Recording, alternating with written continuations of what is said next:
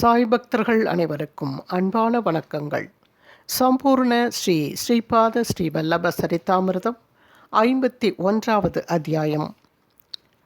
நீரில் மூழ்குதல் மற்றும் பிற ஆபத்துக்களிலிருந்து பாதுகாத்தல். இந்த புத்தகத்தை பக்தியுடன் பாராயணம் செய்வதால் கிடைக்கும் பலன்கள். இந்த புத்தகத்தை பக்தியுடன் பாராயணம் செய்தால் கிடைக்கும் பலன்: அன்று ஐப்பசி மாதம் தேய்பிறை 12வது நாள், அஸ்வயுஜ கிருஷ்ண துவாதசி அன்று அஸ்த நட்சத்திரம். ஸ்ரீபாத ஸ்ரீவல்லபர் கிருஷ்ணா நதியில் நீராடிவிட்டு சில நேரத்திற்கு தியானத்தில் ஆழ்ந்தார். அன்று நான் எவ்வளவு முறை முயற்சி செய்தும் அடுப்பு எரியவில்லை. அந்த நெருப்பு அணைந்துவிட்டது. ஸ்ரீபாதர் என்னை இன்னொரு முறை குளித்துவிட்டு அவரிடம் வர கூறினார். பின்னர் அவர் அறிவிக்கத் தொடங்கினார். என் அருமை சங்கர்பட், என்னுடைய முழு உடலையும் மறைத்து கொள்ள வேண்டிய நேரம் வந்துவிட்டது. நான் கிருஷ்ணா நதியில் மறைந்து விடுவேன். நான் குருக்கட்டாவில் மாறுவேடத்தில் அலைந்து கொண்டிருப்பேன். பிறகு சந்நியாச நெறியை மீட்டெடுக்க ஸ்ரீ நரசிம்ம சரஸ்வதி என்கிற பெயரில் மீண்டும் வருவேன். ஸ்ரீபாத ஸ்ரீ வல்லப சரிதாமிர்தம் என்கிற பெயரில் நீ எழுதும் புனிதம் வாய்ந்த புத்தகம் பக்தர்களுக்கு ஒரு கற்பக விருட்சமாக இருக்கும். அந்த புத்தகத்தில் இருக்கும் ஒவ்வொரு எழுத்தும் சத்தியம். ஆகாயத்தில் ஓசை மட்டுமே இருக்கும். எனக்கு திசைகளே ஆடைகள். ஆகவே நான் திகம்பரர் என்று அழைக்கப்படுகிறேன். இந்த புத்தகத்தை படித்தால் ஒருவருடைய மனதின் உலகத்தை, மனோமய ஜகத் சரி செய்து கொள்வதற்கு சிறந்த உதவி புரியும். எவரொருவர் இந்த புத்தகத்தை பக்தியுடன் பாராயணம் செய்தாலும் அவர்களுக்கு இந்த உலகம் மற்றும் மற்ற உலகங்களில் நன்மை அடைவார்கள். இந்த புத்தகத்தில் உள்ள ஒவ்வொரு எழுத்தும் வேத மந்திரங்களுக்கு இணையானது. நீ எழுதும் புத்தகத்தின் சமஸ்கிருத பிரதி என் மகா சமஸ்தானத்தில் உள்ள அத்தி மரத்திற்கு பல அடி ஆழத்திற்கு கீழே ஒளி உருவத்தில் பாதுகாக்கப்படும். அங்கிருந்து எழும் தெய்வீக ஓசைகளை சாதாரண காதுகளால் கேட்க முடியாது. எவரொருவர் தன் இதயத்தில் என் அழைப்பை கேட்கிறார்களோ கண்டிப்பாக என் தரிசனத்திற்கு வருவார்கள். நான் என்னுடைய பக்தர்களை காப்பதில் எப்போதும் விழிப்பாக இருப்பேன். உன்னுடைய சமஸ்கிருத புத்தகத்தின் தெலுங்கு மொழிபெயர்ப்பும் வரும். அது ஸ்ரீ பாப்பன்னாரியாவின் 33வது தலைமுறையின் போது வெளிச்சத்திற்கு வரும். இது பல மொழிகளுக்கு மொழிபெயர்க்கப்படும். அதை எந்த மொழியில் பாராயணம் செய்தாலும் கிடைக்கும் தெய்வீக அனுபவங்கள் மற்றும் பாதுகாப்பு ஒரே மாதிரியாகத்தான் இருக்கும். ஸ்ரீபாதர் சங்கர்பட்டுக்கு அளித்த உறுதி. நீ எனக்கு மிகுதியாக சேவை புரிந்திருக்கிறாய். ஒரு தந்தையிடம் ஒட்டி கொண்டிருக்கும் குழந்தையைப் போல இருக்கிறாய். நான் என்னுடைய மரத்தினால் ஆன பாதுகைகளை உன்னிடம் அளிக்கிறேன். நான் இங்கு இல்லை என்று வருத்தமடையாதே. நீ இங்கு இன்னும் 3 வருடங்களுக்கு இருப்பாய்.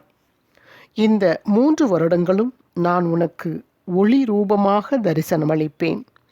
நான் உனக்கு பல யோக ரகசியங்கள் பற்றி தெரிவிப்பேன். ஸ்ரீபாதரின் மறைவு.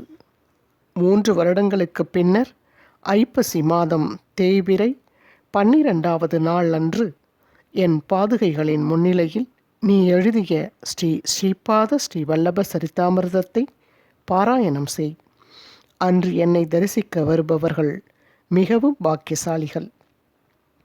என்னுடைய மங்களகரமான ஆசீர்வாதம் உங்கள் அனைவருக்கும் எப்போதும் இருக்கும் என்றார்.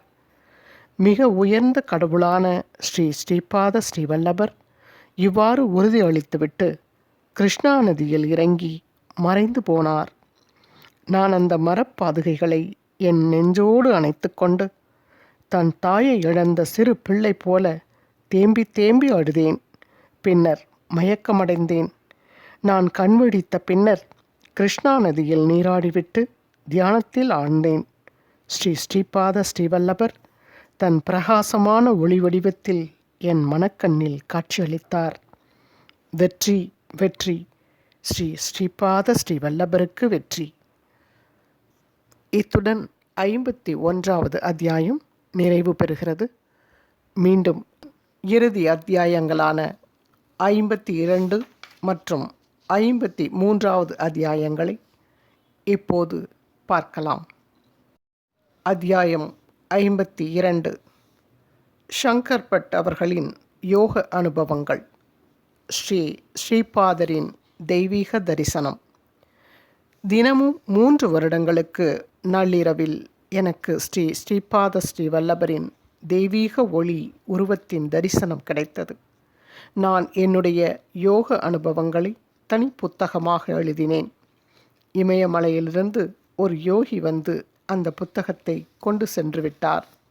இது ஸ்ரீ ஸ்ரீபாத ஸ்ரீ வல்லபரின் ஆணைக்கிணங்க நடைபெற்றது. வெற்றி வெற்றி. ஸ்ரீ ஸ்ரீபாத ஸ்ரீ வல்லபருக்கு வெற்றி.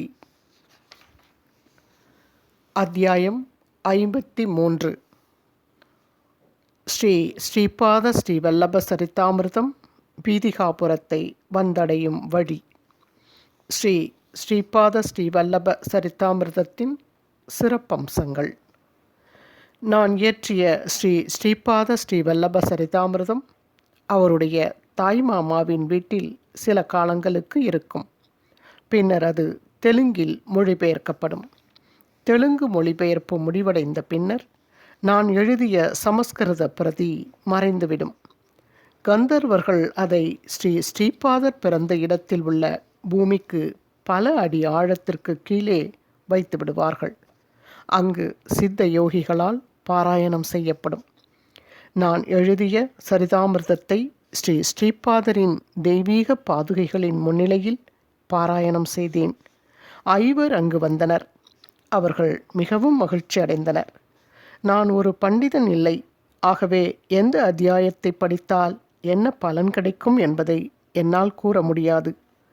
இந்த புத்தகத்தின் தெலுங்கு பிரதி ஸ்ரீ பாப்பன்னார்யாவின் 33வது தலைமுறையின் போது வெளிச்சத்திற்கு வரும். தெலுங்கு பிரதியை வெளிச்சத்திற்கு கொண்டு வருவதற்கு முன்னர் அந்த செயலுக்காக ஸ்ரீ ஸ்ரீபாதரால் நியமிக்கப்பட்டிருக்கும் அந்த நபர் விஜயவாடிகா எனப்படும் விஜயவாடா பகுதியில் இருக்கும் கிருஷ்ணா நதியில் அதை மூழ்கடித்து விட வேண்டும். அந்த புத்தகத்தை வெளிச்சத்திற்கு கொண்டு வரும் அதிர்ஷ்டசாலி ஸ்ரீ ஸ்ரீபாத ஸ்ரீ வல்லப சரிதாமிர்தத்தின் தெலுங்கு பிரதியை அவர் பிறந்த இடத்தில் அமைந்திருக்கும் மகா சமஸ்தானத்தில் பாராயணம் செய்துவிட்டு அவருடைய புனித பாதங்களில் சமர்ப்பிக்க வேண்டும். பாராயணத்திற்கு நடுவில் அந்த அதிர்ஷ்டசாலிக்கு கனகாப்பூரிலிருந்து கேட்காமலேயே பிரசாதம் கிடைக்கும். அவர்தான் ஸ்ரீ பாப்பன்னார்யாவின் 33வது தலைமுறையை சேர்ந்தவர் என்பதை இந்நிகழ்வு சுட்டிக்காட்டும். இது ஸ்ரீ ஸ்ரீபாத ஸ்ரீ வல்லபர் தன் தெய்வீக ஒளி உருவத்தில் தரிசனமளித்த போது கூறிய தெய்வ வாக்கு. வெற்றி வெற்றி. ஸ்ரீ ஸ்ரீபாத ஸ்ரீ வல்லபருக்கு வெற்றி. ஸ்ரீ அனகாதேவி சமேத தத்தாத்ரேயரை வணங்கி ஸ்ரீ ஸ்ரீபாத ஸ்ரீ வல்லபர், ஸ்ரீ நரசிம்ம சரஸ்வதி, ஸ்ரீ சுவாமி சமர்த்தர், ஸ்ரீ மாணிக் பிரபு மகாராஜ், ஸ்ரீ சாய்பாபா, ஸ்ரீ கஜானனன் மகாராஜ் ஆகிய அனைவரையும் வணங்கி இந்நூலை நிறைவு செய்கிறோம். ஆந்திர பிரதேசத்தில் அமைந்துள்ள ஸ்ரீ பீடிகாபுரத்தில் பக்தர்கள் பார்க்க வேண்டிய இடங்கள்.